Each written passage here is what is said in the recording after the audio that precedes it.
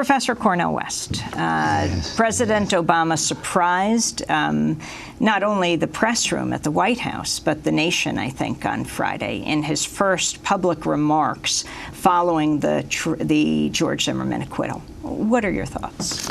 Well, the first thing I think we have to acknowledge that President Obama has very little moral authority at this point.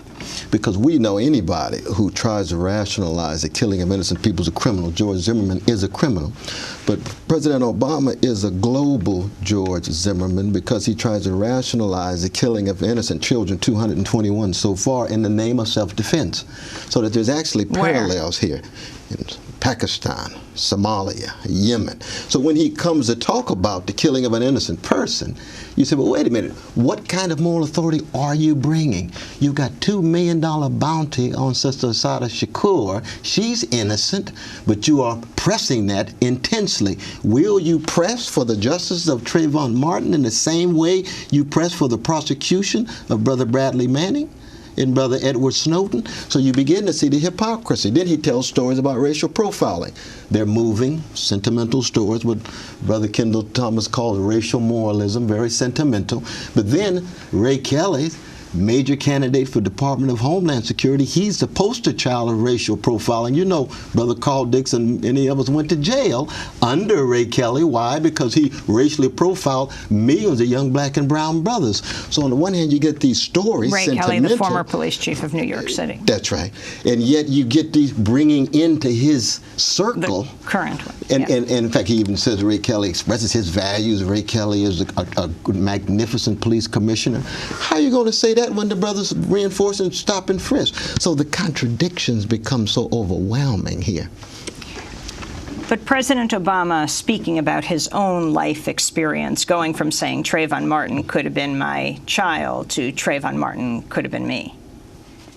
Oh no, that's beautiful. That's an identification. The question is, will that identification hide and conceal the fact there's a criminal justice system in place that has nearly destroyed 2 generations of very precious, poor black and brown brothers?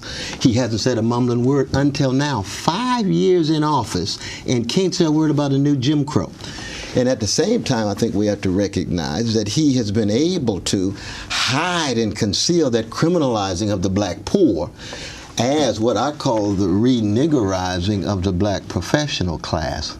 You got these black leaders on the Obama plantation, won't say a criminal word about the master in the big house, will only try to tame the field folk so that they're not critical of the master in the big house. That's why I think even Brother Sharpton's going to be in trouble. Why? Because he has unleashed, and I agree with him, the rage, and the rage is always on the road to self-determination, but the rage is going to hit up against a stone wall. Why? Because Obama and Holder, will they come through at the federal level for Trayvon Martin? We hope so. Don't hold your breath. And when they don't, they're going to have to somehow contain that rage. And containing that rage, there's going to be many people say, no, we see this president is not serious about decriminalizing of poor people.